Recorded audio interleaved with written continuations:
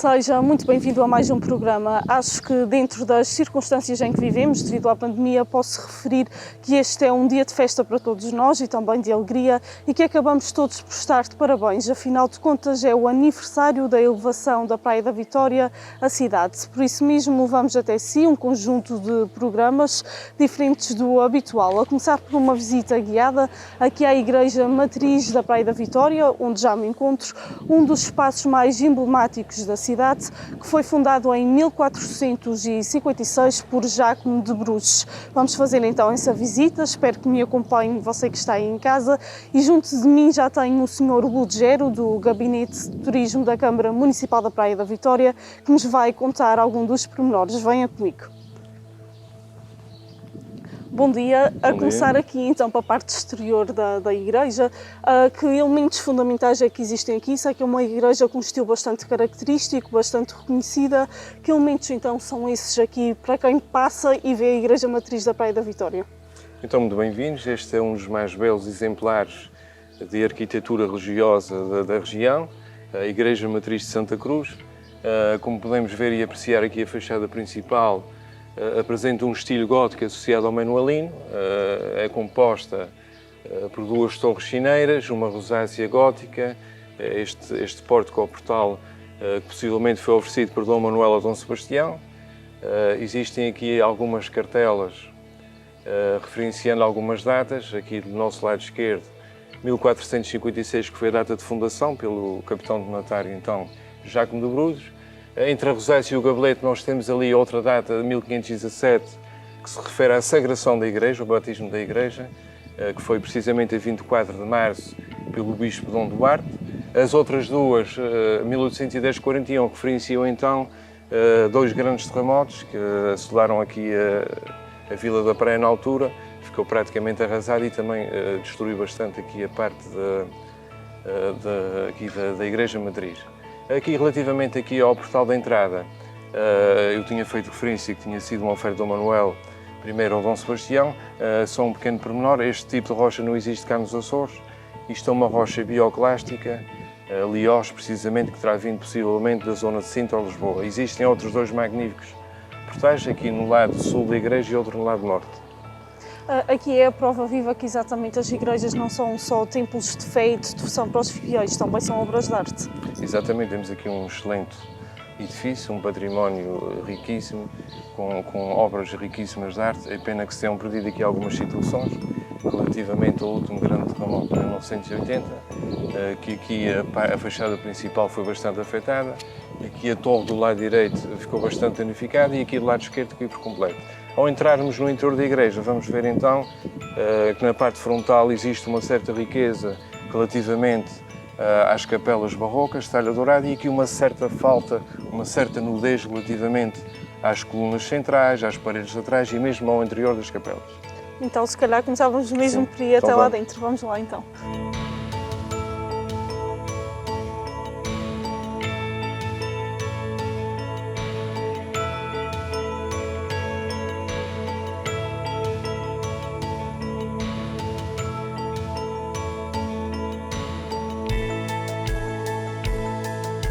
Então, já no interior da igreja, bem-vindos novamente.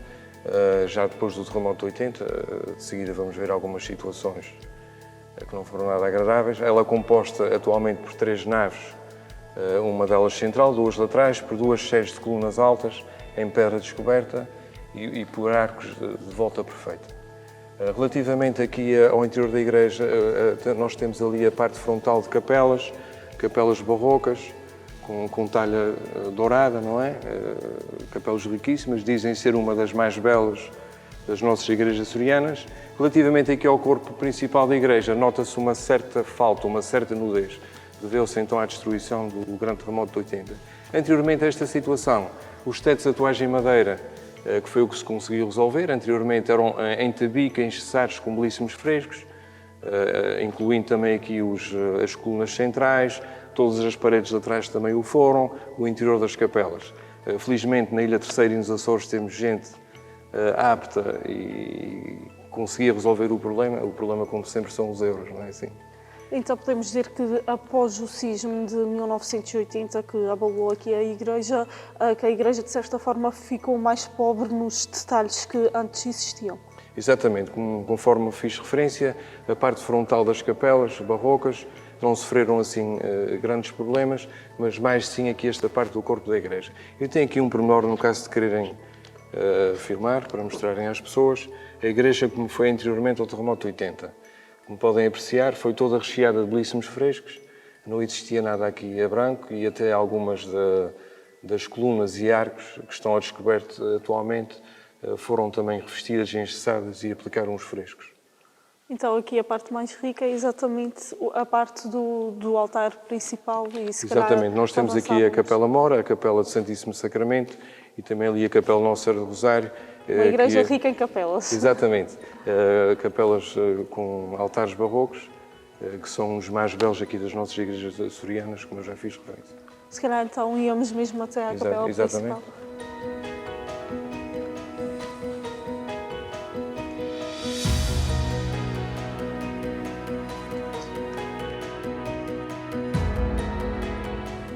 Chegando aqui então à capela principal, mais de perto é visível toda esta riqueza da talha dourada e é de facto uma capela bonita e tem vários pormenores. Que histórias existem aqui? Que pormenores são estes? Vejo os azulejos, os quadros.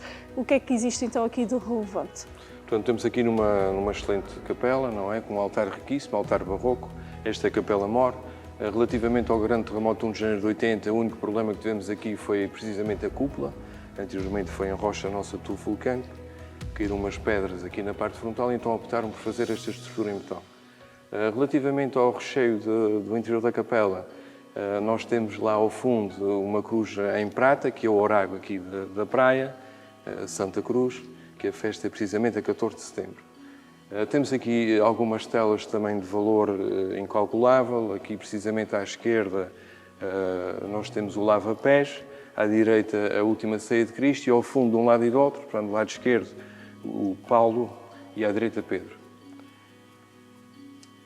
Ao fundo também podemos ver dois trabalhos excelentes em azulejos, não é? No lado esquerdo nós temos ali o nascimento do menino Jesus e à direita a visitação dos reis.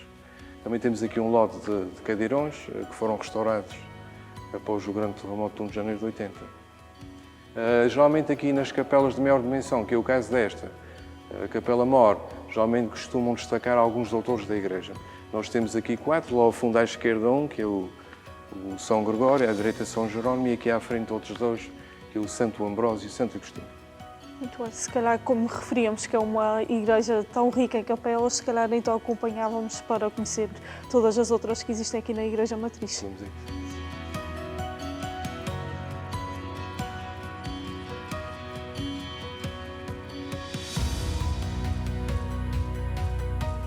Chegamos então aqui à Capela do Santíssimo Sacramento, um espaço que é diferente em relação às outras igrejas, mas que apesar de tudo é sempre conhecido por ser algum espaço de oração e de recolha dos fiéis.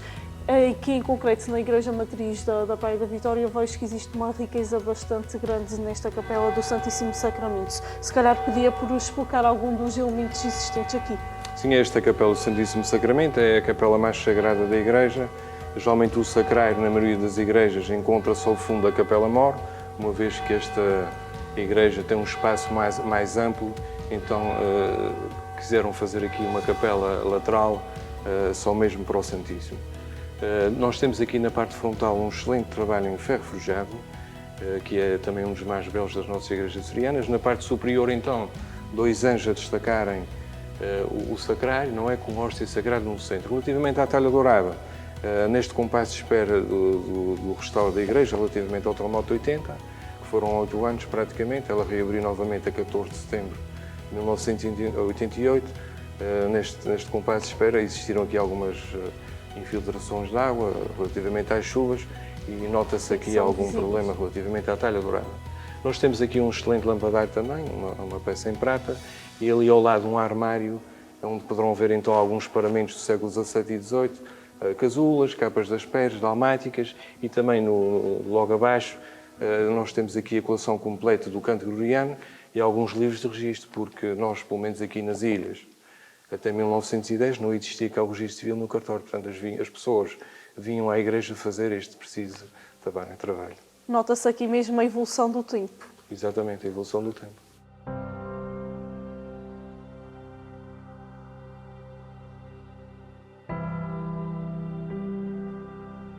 Então esta é a capela de Maria Madalena. Nós podemos ver aqui ao fundo um excelente trabalho, um retábulo quinhentista com algumas telas referenciando algumas passagens da vida de Cristo.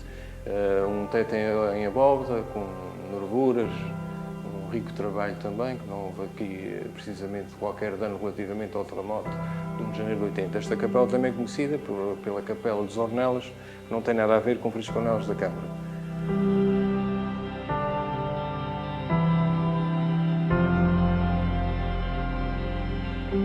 Nesta visita guiada já podemos constatar que aqui esta igreja tem várias capelas nas laterais também.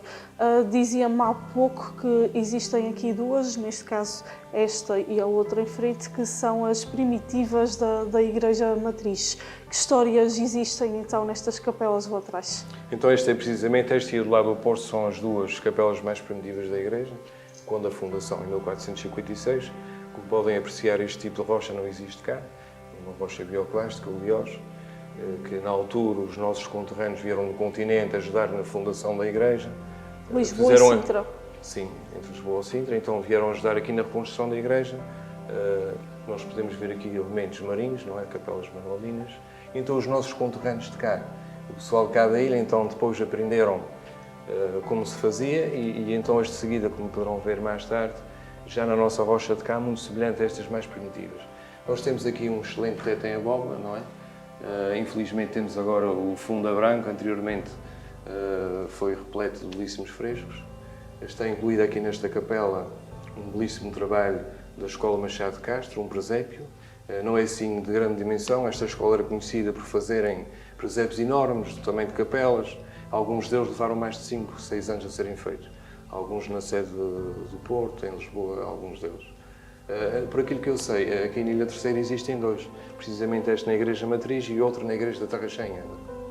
Em relação às outras capelas, às 4 capelas nas laterais, que elementos assim que são mais caracterizadores delas que existem? Pronto, na maioria das capelas os arcos mantêm-se com elementos marinhos, capelas com arcos manuelinos, há aqui outras logo à frente com arcos simples, não é? Com pedra à vista, é basicamente esta situação. Muito bem. E sabemos que então Francisco Ornelas da Câmara, que foi tão importante aqui para a Praia da Vitória, também tem espaço aqui nesta igreja e se calhar íamos mesmo até lá para dar a conhecer outra capela.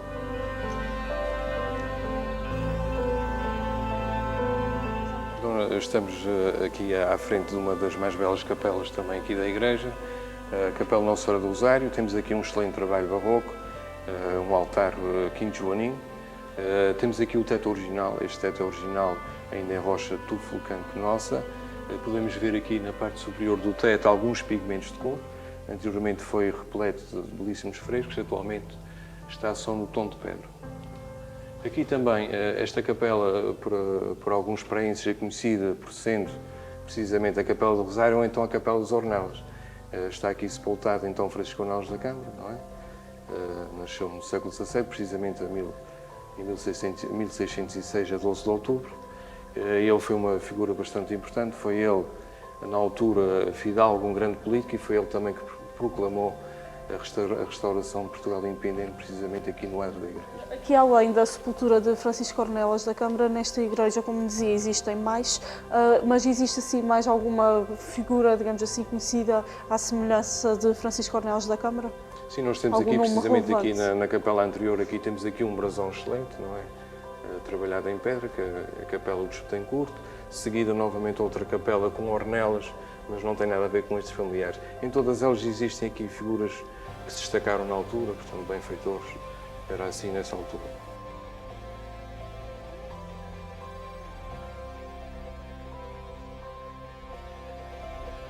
O órgão é sempre um elemento da arte sacra bastante apreciado pela maior parte das pessoas e que está presente também na maioria das igrejas matriz.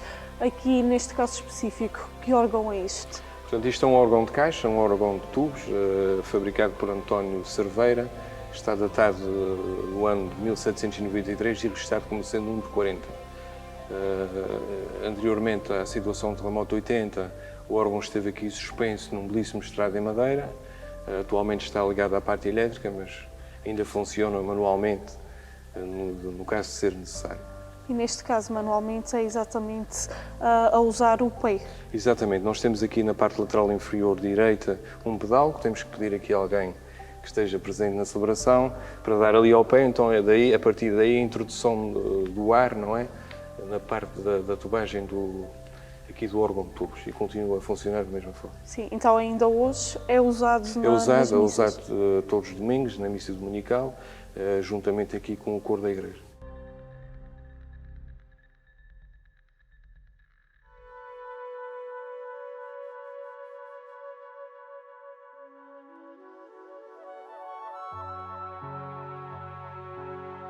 Então aqui atrás de mim nós temos aqui um excelente trabalho que foi oferecido aqui por uma pessoa abastada na altura, após o terremoto de 1810, uma vez que a estrutura da igreja foi aumentada, era necessário aqui qualquer situação que resguardasse a igreja das intempéries, dos ventos e das chuvas. Então, a pessoa quis oferecer à igreja, precisamente em 1815, este guarda-vento, pediu então aqui a quem de momento da igreja, o padre e o bispo de Angra, da altura, se podia fazer a oferta, mas que se assemelhasse o máximo possível a uns pequenos edifícios muito coloridos que nós temos aqui em redor da ilha, em praticamente todas as freguesias.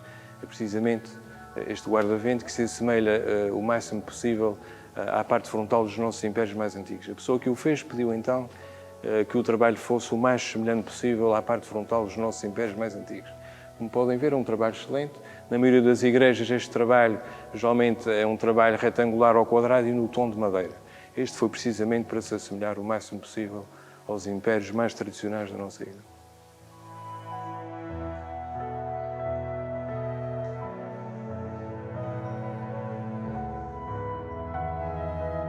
Em relação a esta pequena capela, existem então aqui duas pias. Qual a diferença de uma para a outra? Então, este é o batistério, ficou completamente destruído quando o terremoto de 1 de janeiro de 80, esta torre caiu por completo, e então danificou por completo também aqui o batistério. Como veem, portanto, atualmente é um espaço nu, despido, praticamente todo a branco. Quando a construção da igreja, então, foi encontrada aqui uma pia batismal, aqui na fundação desta torre, que não estava aqui atualmente na altura, mas sim esta que está aqui, que foi possivelmente também oferecida por Dom Manuel I a Dom Sebastião. Então, encontraram aquela enterrada aqui na parte do adro da igreja e optaram por colocar aqui a atual pia batismal. Dizem então ser a mais primitiva da igreja. E tem uma grande história. Exatamente, como poderão ver, portanto, tem a rocha, a nossa tufa vulcânica da ilha. Esta então, novamente, em Aliós, não é? Que terá vindo certamente novamente de Sintra ou da zona de Lisboa.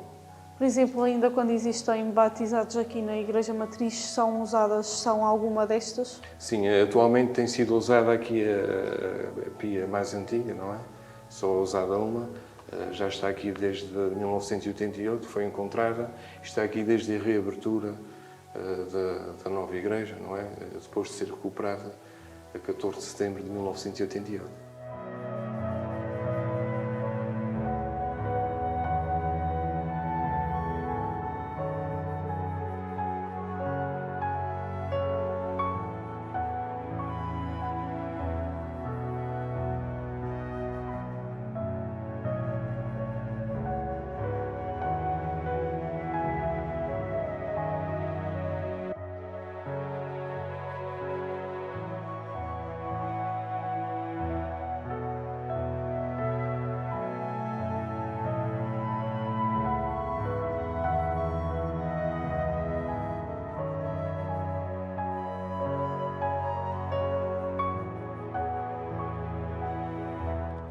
E para terminar em grande esta visita guiada, nada melhor do que subir 75 degraus até ao ponto mais alto da Igreja Matriz da Praia da Vitória e ter também acesso a uma das melhores vistas sobre a cidade.